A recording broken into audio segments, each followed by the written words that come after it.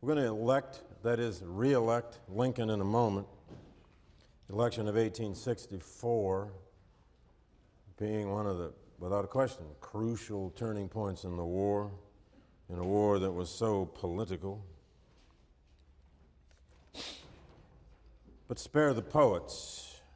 I want to begin by placing you somewhere.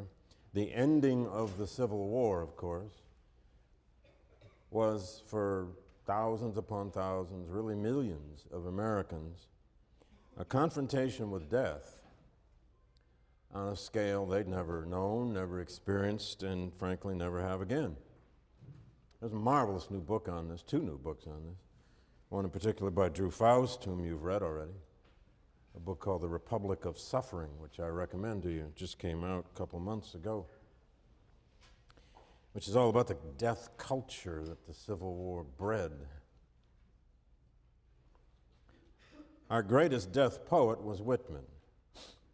This is risky. I'm going to actually recite a little piece, little bits of what could be Whitman's greatest poem. At least it is in my view, but what do I know? I'm not a literary scholar.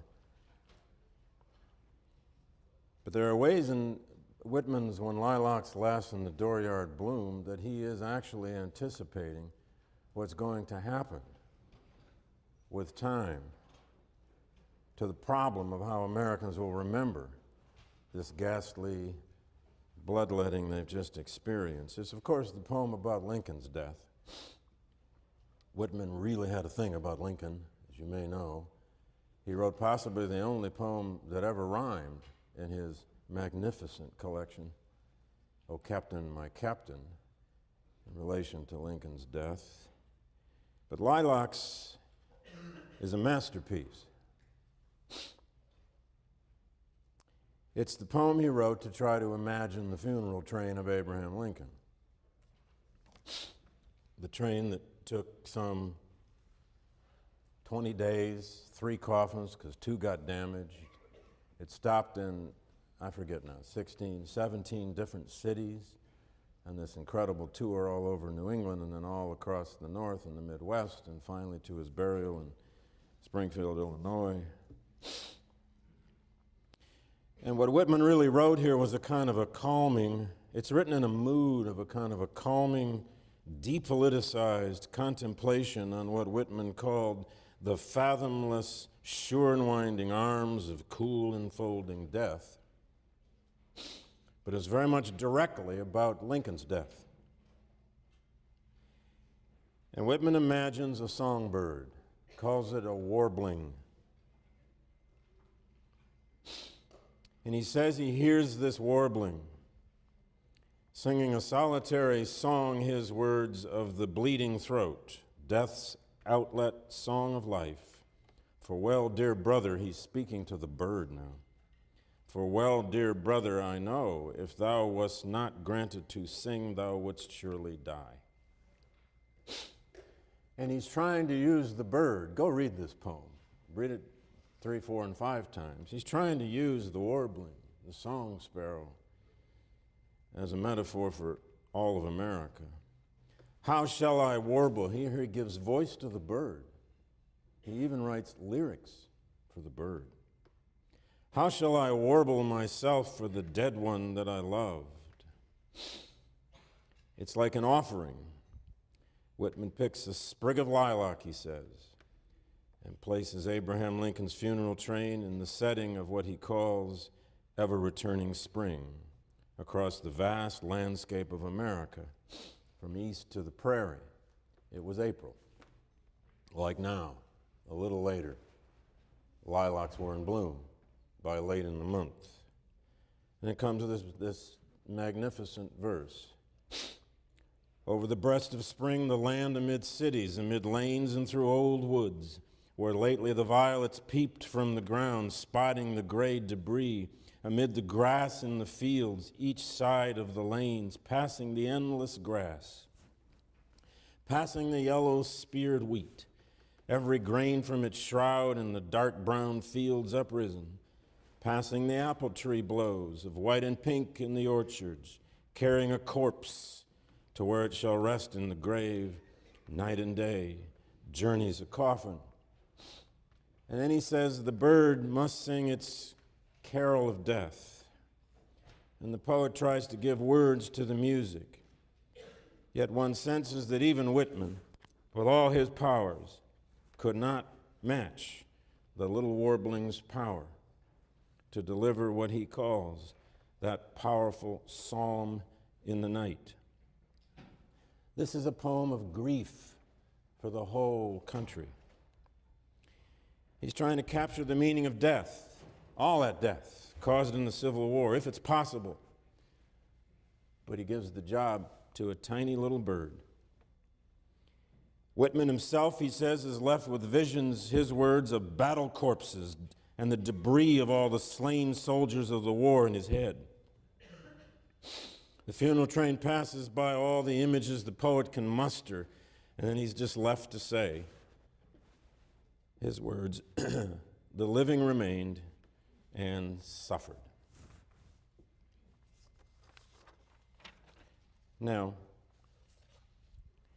I'll return to Whitman. It's one way to get a handle, if it is a handle, on what Americans were coping with in 1865. The level and the scale of sacrifice that they had experienced. And of course, Lincoln's assassination came 3 days after Robert E. Lee's surrender at Appomattox. More on that in a minute. But back up with me. Back up with me into that last year of the war.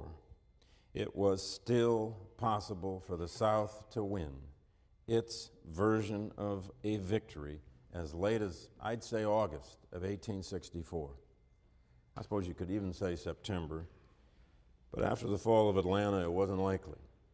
But now, quickly, that election of '64 was one of the most important in our history. We don't pay a lot of attention to it because we kind of speed by it or around it, and we almost ignore it sometimes. It's another election. Let's get on with the Civil War. Across the North, there was tremendous war weariness that summer. I mentioned already, 66,000 casualties in Grant's army alone in Virginia in 2.5 months. There was great bitterness against the draft that summer.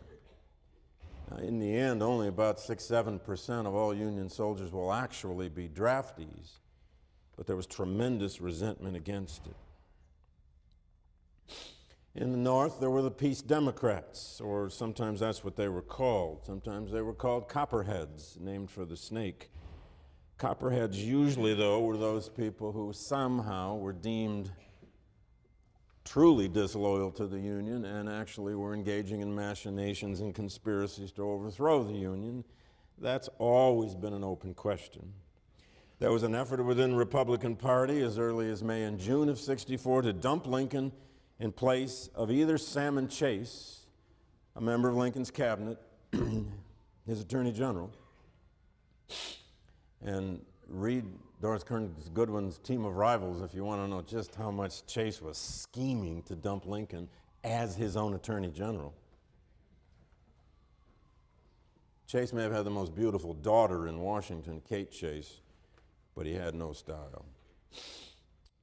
And then there was an effort to dump Lincoln in favor of the candidate John C. Fremont, the same Fremont who had run in 1856 as the Republican presidential candidate. And Lincoln was himself all but convinced by July and early August of '64 that he probably wouldn't win re-election. What to do in the meantime? The Democratic Party nominated George B. McClellan, former general, commanding general of the Army of the Potomac. That Democratic Party in the midst of the Civil War was a confusing lot, and one might even say a confused lot. Some of them truly wanted to sue for a negotiated peace, but they would always say they wanted a negotiated peace of the South that would still restore the Union. Of course, that was never acceptable to Jefferson Davis and the Confederate government. Many of them were quite explicitly for a negotiated peace that would not result in emancipation. They wanted to turn emancipation around.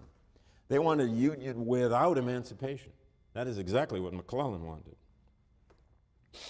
There was a deeply white supremacist strain in much of the Northern Democratic Party, and they put up a formidable challenge to a wartime president in the midst of civil war.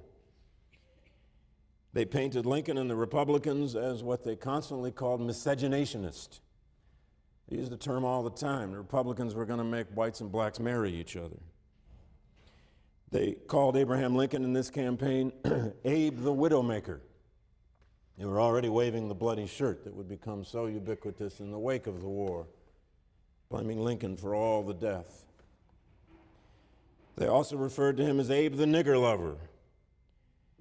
And the Democratic papers produced cartoons, famous cartoons. I wish I had an example of one today, of what they called miscegenation balls. These were dances and balls where whites and blacks all came together, kissed, made love, and mixed the races.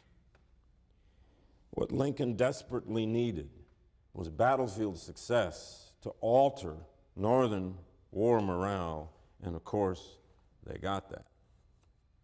They got it with the fall of Mobile Harbor in the first and second week of August.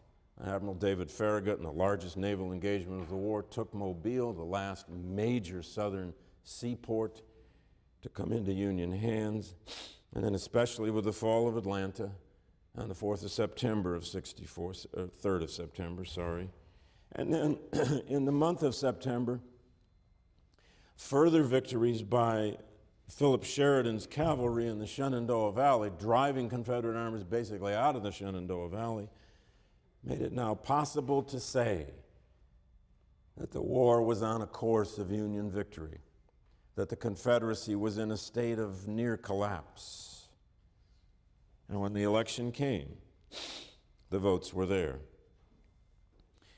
Lincoln won 55% of the total popular vote. 45% of the electorate in the northern states did not vote for Lincoln. And in effect, therefore, we're not voting for emancipation. Keep that in mind when we start discussing Reconstruction. 18 of the free states made it possible for soldiers to vote at the front. Only 2 did not. And even those let soldiers vote by absentee. It is the first time in world history, so far as we know, that a republic in the midst, there weren't that many republics to speak of course, but first time in the course of a civil war that a republic held a general election and pulled it off.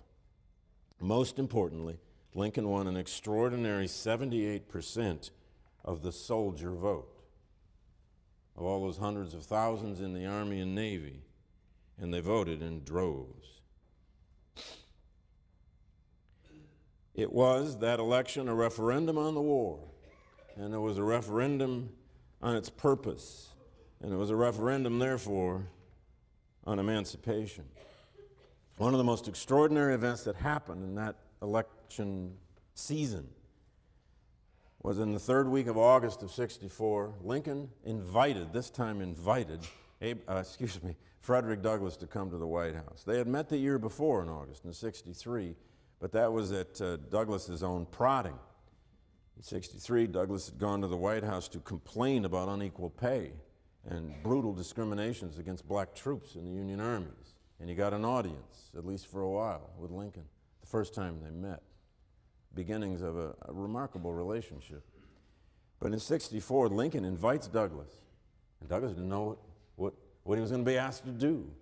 And they sat down for about 45 minutes, eye to eye, and Abraham Lincoln asked Frederick Douglass to lead a campaign to funnel as many slaves out of the Upper South into some kind of security in the North before Election Day in November, because he feared he would not be reelected, and he wanted as many slaves as possible to be secure within Union lines and somehow legally free under the proclamation before McClellan won the election.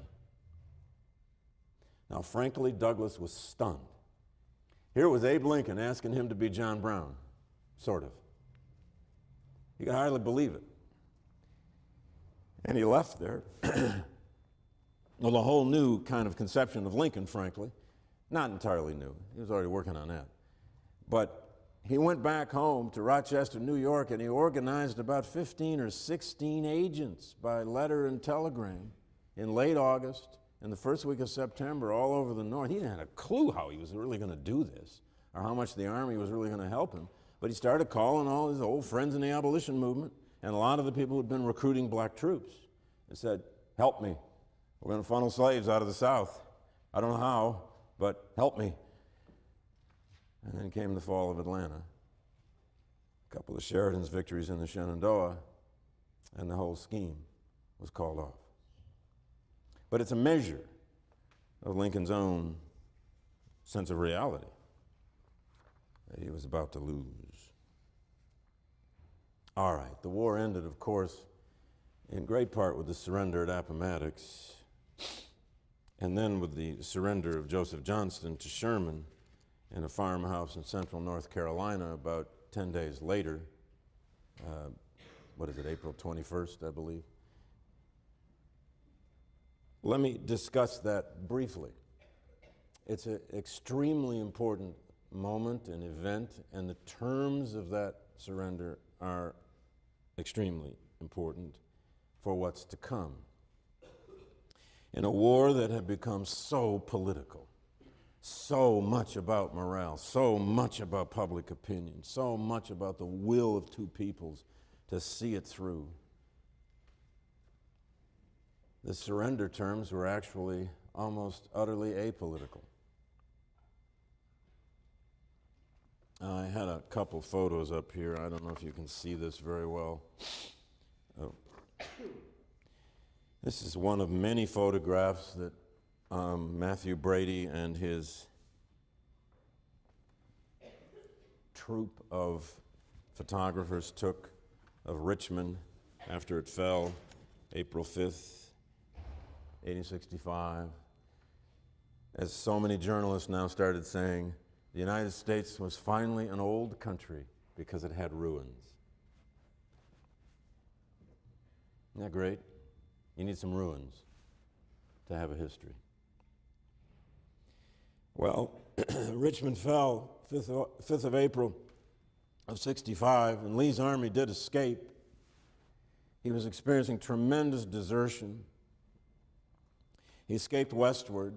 The goal he had, as so far as we know, is to reach the Blue Ridge Mountains, maybe even get south into North Carolina, maybe hook up with Johnston's army that was retreating in front of Sherman up into North Carolina, maybe somehow connect the two remaining Confederate armies and carry on the war if they could. Lee really didn't ever want to give up. But he had to. He was cut off. There was an emerging lethal mixture now of no supplies, desertion, and the almost unfathomable oversupply of the Union forces. He was grossly outnumbered. And finally, he had to send a note after this last little battle they actually fought on the 11th of April, where 18 men were killed. And there's a little cemetery at Appomattox today where you can see the gravestones of those 18 men. It's one of the most moving little cemeteries I've ever seen. They're the last to die in a totally futile battle. The terms of the surrender were essentially this. And by the way, they were Lincoln's direct orders. That's a parole slip. It's a photocopy of exactly what they looked like. The Union Army took printing presses out to Appomattox Courthouse, which was this little town, and they set it up in a tavern, and they pumped out these parole slips, about 25 to 30,000 of them in 48 hours. The Confederate soldiers were given these paroles. They were allowed to keep their sidearms. They had to surrender their rifles. They were allowed to keep horses if they had them. And in essence, they were simply told, go home. Nobody, except technically Lee himself, was taken into custody. But Lee's custody was simply the right to ride his horse back to Richmond, if he chose, or wherever he wanted to go.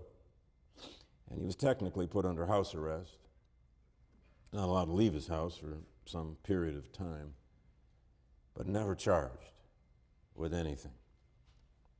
Jefferson Davis will, more on that later.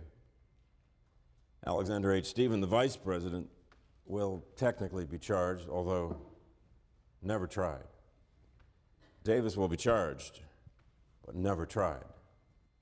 No one, except the commandant of Andersonville prison, when Captain Wirz, a Swiss-born immigrant who commanded Andersonville, the worst of the South's prisons. He was the only person accused of treason and war crimes and executed as a result of this war. Now, Lee and Grant, of course, met, and Ken Burns milks this for all it's worth, so I'm going to let you feel it from him. They met at the McLean House at Appomattox. Go there someday. It still looks almost exactly as it looked in 1865. Grant and Lee barely remembered one another. They knew each other now altogether extraordinarily well from fighting each other for so long. They sat down in the parlor of this house, and Grant gave Lee the terms. Lee dressed up in his finest golden sash. He wore a sword. He fully expected this to be a traditional 18th or 19th century surrender. He was going to give his sword and all that nonsense. Grant just said, I don't want your sword. Go home. Now, it's also true that when they finally cut Lee's army off, and Lee had to send that note and say, please meet me to consider surrender terms, the news just zoomed around the Union Army, and Union soldiers just started going crazy, celebrating, screaming, shooting off guns, riding on their horses all over the place. The war's over, the war's over, the war's over. Goddamn rebels have surrendered. And Grant put out an order all through his army that there would be no celebrations. It was Grant already understanding that the surrender had to be political too, and that there would be tremendous untold bitterness to deal with in the wake of this war. Grant, as a general, had no idea what politically would come. He wasn't involved yet in Reconstruction plans at all. But it also was a kind of statement, of course, of honor among soldiers. To the South, you can rest assured, the day they heard about Appomattox was the way it was for most Northerners about the day they heard of Lincoln's assassination. It is all over diaries, all over literature. Sometimes it's just called the surrender, the day we heard. There's so many statements of it throughout Southern letters and diaries, as I've said. I'll just read a couple, just briefly, and then one from a Northerner to show you what this moment means on both sides and how difficult Reconstruction is going to be. Just look at their diaries. Remember Kate Stone? I read from her diary before. Louisiana planter woman who fled over to Texas and lost most of her slaves. She writes into her diary, April 28, 65, all are fearfully depressed, she reports. I cannot bear to hear them talk of defeat. She still hoped that Confederate armies might rally and fight, as she puts it, to be free or die. Easy for her to say.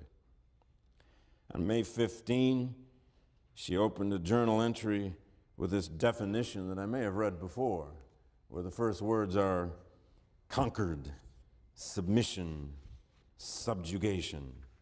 She says, are the words in my heart. And then when she hears that John Wilkes Booth has shot Lincoln, she rejoiced in Lincoln's death and honored, at least in her diary, John Wilkes Booth for, quote, ridding the world of a tyrant. We are glad he is not alive to rejoice in our humiliation and insult us with his jokes. There are thousands of those expressions in Southern letters and diaries. That spring and summer, an estimated 8,000 to 10,000 ex-Confederates many of them former officers, would flee the country. They ended up going to Brazil, England, other parts of Europe, Mexico, Canada, and a few even went as far away as Japan for fear. I mean, Jubal Early, that conniving old rat, more on him later.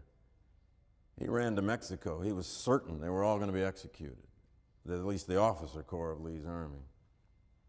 None of them were. And let me read you a diary entry from a northern woman. Great diarist. Her diary is hardly known, but man, her diary is almost equal to Mary Chestnut. I first encountered it in manuscript at the Antiquarian Society, American Antiquarian Society in Worcester. Her name was Caroline Barrett White. She kept a diary for years, decades, and her warrior's diary is extraordinary. This is her April 10, 1865 entry. Hurrah, hurrah, sound the loud timbrel over Egypt's dark sea. Early this morning, our ears were greeted with the sound of bells ringing a joyous peal. General Lee had surrendered with his whole army to General Grant. She's got exclamation marks all over the place. Surely this is the Lord's doing, and it is marvelous in our eyes. And she goes on and on and on, all kinds of biblical cadences to talk about the sense of jubilation she sees in the streets of her Massachusetts town. And then 5 days later, April 15, comes this entry, and it's the longest entry in her diary. Several pages, and all around the outside of the pages, she blackened the edges. She writes, "The darkest day I ever remember. This morning the sun rose upon a nation jubilant with victory, but it sets upon one plunged into deepest sorrow." Her longest of all diary entries, she talked about the shocking intelligence of Lincoln's murder, and then says, "Where will treason ever end? The rapidity with which events crowd upon one another now is perfectly bewildering." Indeed it was. Now, as was so often the case in this war, though, Abraham Lincoln left one of the best descriptions of what the war had been about. In the greatest speech ever delivered by an American president, I would venture that. We could get up a debate on that, I'm sure. But what are you going to put up against the second inaugural for an economy of language and a music of words and an honesty of meaning? Read the second inaugural. It only takes about 3 minutes. He's been reelected. This is March '65. The war's almost over. Not there yet. What does he say in that speech? What had it been about? How does he explain all the death? He doesn't find that easy. But in the second paragraph and the third paragraph came a few phrases that we've been trying to answer through interpretation in our 65 to 70,000 books on the Civil War, more than one a day that we've written ever since. He's thinking back to his first inaugural, and he says, both parties deprecated war, but one of them would make war rather than let the nation survive. And the other would accept war rather than let it perish. That's his interpretation. Of course, he's going to get vast disagreement on that from Southerners. And then the famous phrase, "And the war came." There are more titles of books on the Civil War taken from this speech than anything else ever done. When in doubt, people just go to Lincoln's second inaugural and find some little phrase, if they can find 3 words somebody else hasn't used before, and it becomes the title of their book. Kenneth Stamp used "And the War Came," a book on secession. Jim McPherson has a new book of essays out. It's called Mighty Scourge of War. It comes out of here. Stephen Oates' biography of Abraham Lincoln, Malice Toward None. I mean, it's just endless. But then in that next paragraph, 1/8 of the whole population were colored slaves. 3 weeks ago when Barack Obama used the word slave, slavery, or slaves 7 times in that remarkable speech, it's remarkable because it's been altogether rare that presidents or presidential candidates have ever mouthed the word slave in American political rhetoric. But Lincoln did. 1/8 of the whole population were colored slaves, not distributed generally over the Union, but localized in the southern part. No kidding. And here it is. These slaves constituted a peculiar and powerful interest. Whoa. All knew, says Lincoln, that this interest was somehow the cause of the war. Somehow. That's the greatest somehow in American letters. We've been trying to explain the somehow ever since. And we never can quite pin it down. And before that paragraph's over, you've been treated to some of the most beautiful rhetoric ever written, at least by an American president. He says that everybody wished for a result less fundamental and astounding.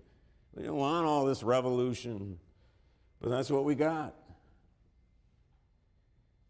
And then comes that line, for every drop of blood shed by the lash, it shall be paid by the sword.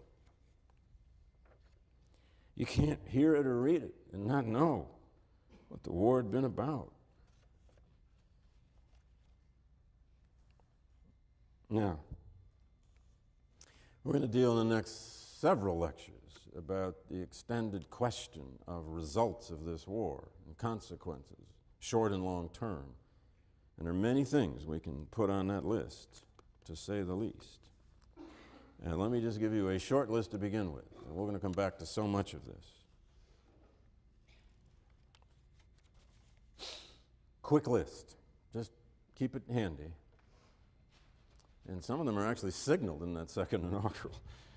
I mean, one is that secession was killed almost forever.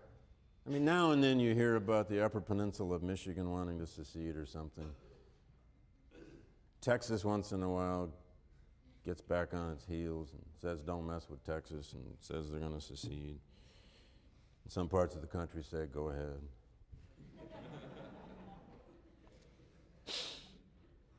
There's a fundamental change in the nature of American nationalism and the centralization of government that will come out of this war.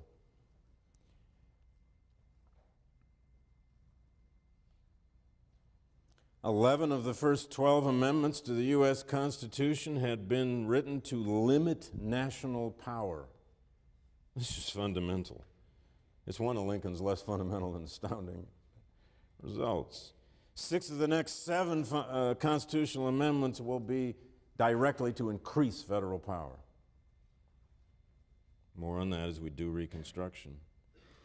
Power itself will shift from south to north, at least for a while, in American political culture. Nativism will be put on the run, at least for a while, quite a while.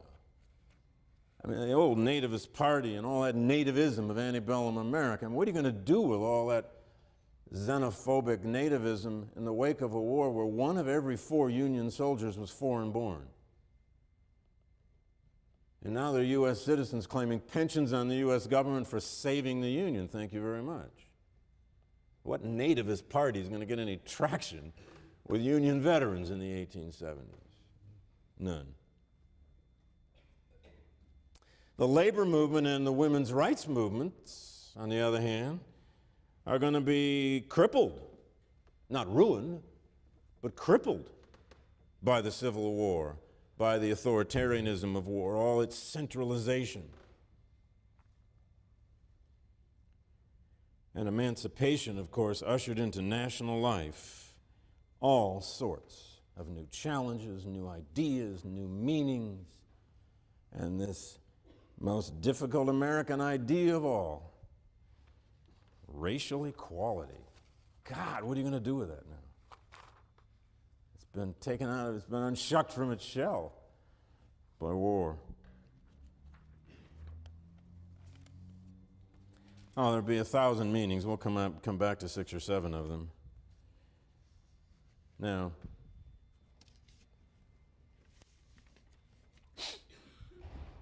I want to introduce Reconstruction plans here in just one moment. But at this particular moment in time, of all the possible meanings people are taking from this war, and of course there are very different meanings if you're one of those white Georgians who had to face Sherman's army, or if you're Kate Stone out in Texas,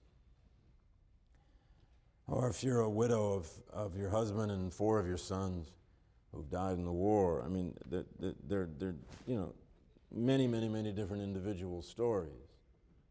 But think back to what Lincoln had just said in the second inaugural about what the war had been about and this chastening that it had brought the country.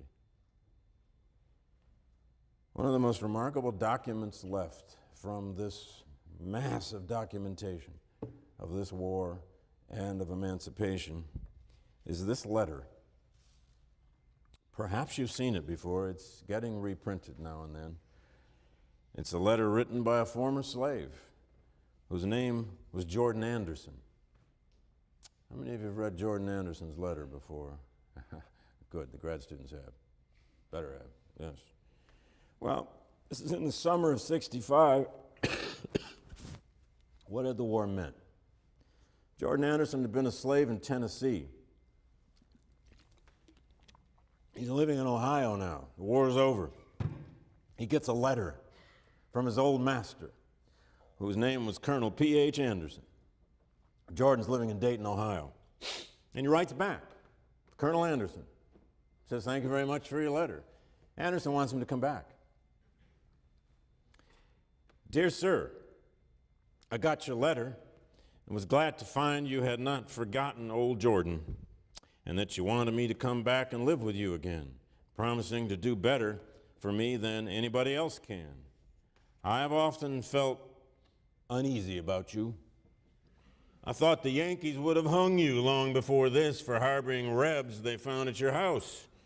I suppose they never heard about you going to Colonel Martin's to kill the Union soldier that was left by his company in their stable. Although you shot at me twice before I left you, I did not want to hear of your being hurt, and I'm glad you are still living.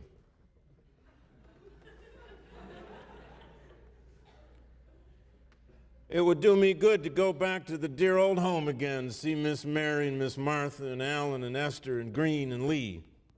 Give my love to them all. Tell them I hope we will meet in the better world, if not in this. I would have gone back to see you all when I was working in the Nashville hospital. But one of the neighbors told me Henry intended to shoot me if you ever got a chance. I want to know particularly what the good chance is you propose to give me. I'm doing tolerably well here. I get $25 a month with victuals and clothing. Have a comfortable home for Mandy, that's his wife. The folks here call her Mrs. Anderson. And the children, Millie, Jane, and Grundy, go to school and are learning. The teacher says Grundy has a head to be a preacher. They go to Sunday school. And Mandy and me attend church regularly. We are kindly treated. Sometimes we overhear others saying, them colored people were slaves down in Tennessee. The children feel hurt when they hear such remarks. But I will tell them, it was no disgrace in Tennessee to belong to Colonel Anderson. Many darkies would have been proud, as I used to was, to call you master. Now, if you will write and say what wages you will give me, I will be better able to decide whether it would be to my advantage to move back again. As to my freedom, which you say I can have, there's nothing to be gained on that score, as I got my free papers in 1864 from the Provost Marshal General of the Department of Nashville. Mandy says she would be afraid to go back without some proof that you are sincerely disposed to treat us justly. And we have concluded to test your sincerity by asking you to send us our wages for the time we served you. This will make us forget and forgive old scores and rely on your justice and friendship in the future. I served you faithfully for 32 years, and Mandy, 20 years. At $25 a month for me and $2 a week for Mandy, our earnings would amount to $11,680. Add to this the interest for the time our wages has been kept back, and deduct what you paid for our clothing and 3 doctor's visits for me and pulling a tooth for Mandy, and the balance will show what we are in justice entitled to. Please send the money by Adams Express, care of V. Winters, Esquire, Dayton, Ohio. It goes on another paragraph, and then there's a P.S. Say howdy to George Carter and thank him for taking the pistol from you when you were shooting at me. What did freedom mean? What did the war mean? Wages with interest, according to Jordan Anderson. Well, we'll see whether the United States would help out old Jordan. All right.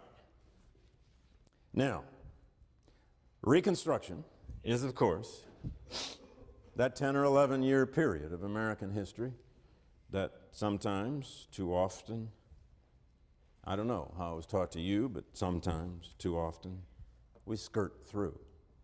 It's complicated. There's not as much glory to go around as there is during the war.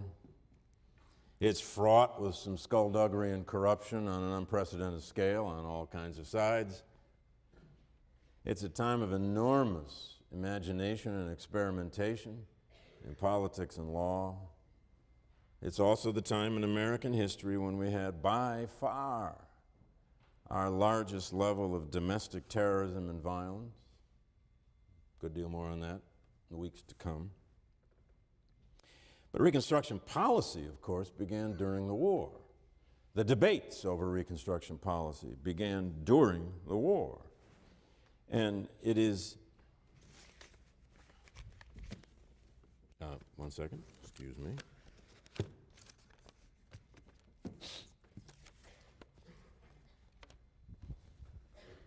Don't you hate that?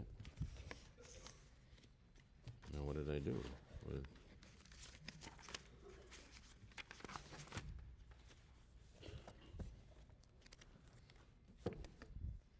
Well, sorry, I had Herman Melville's poem here, but what did I do with Herman Melville? Forgive me.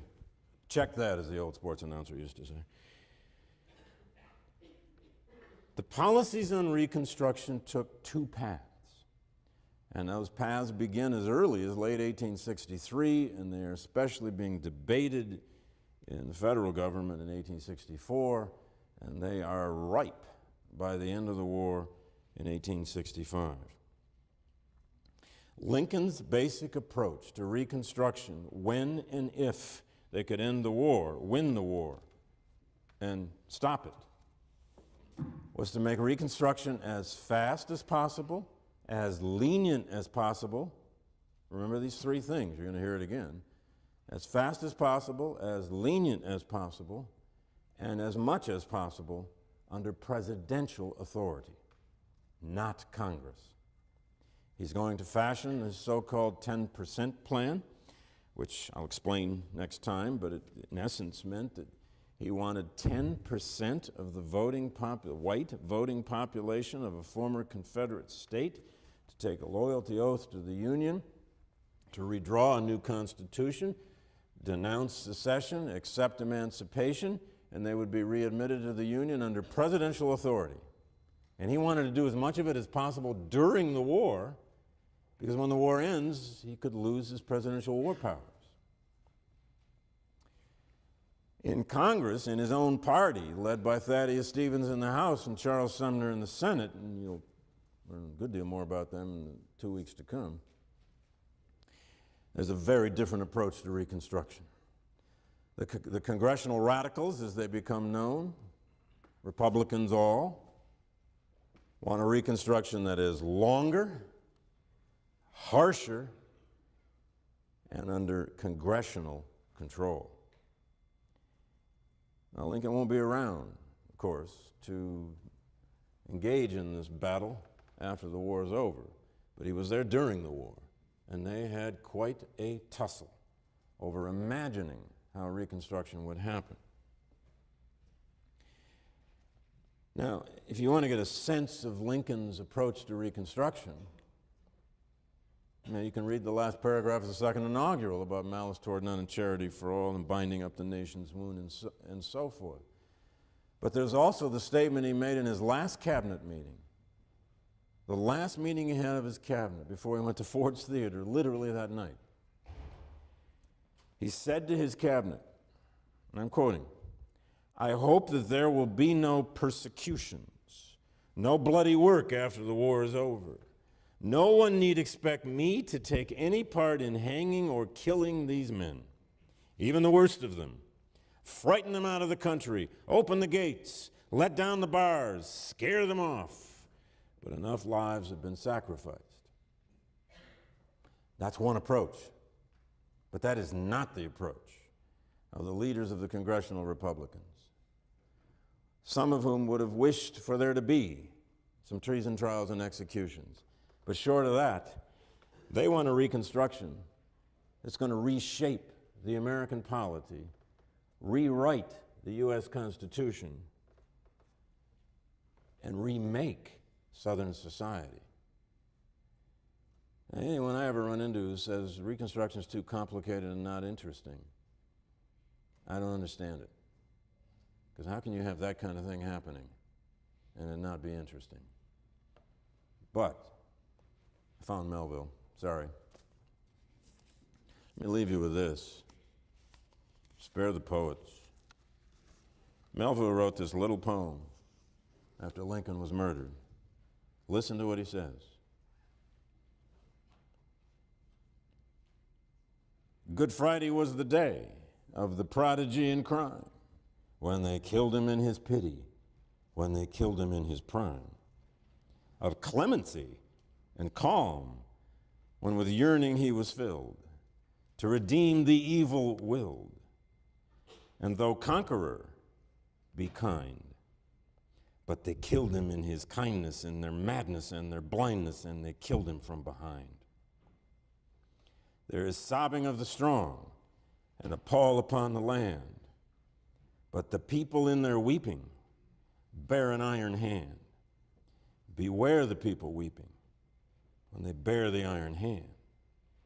He lieth in his blood, the Father in his face. They have killed him, the forgiver. The avenger now takes his place.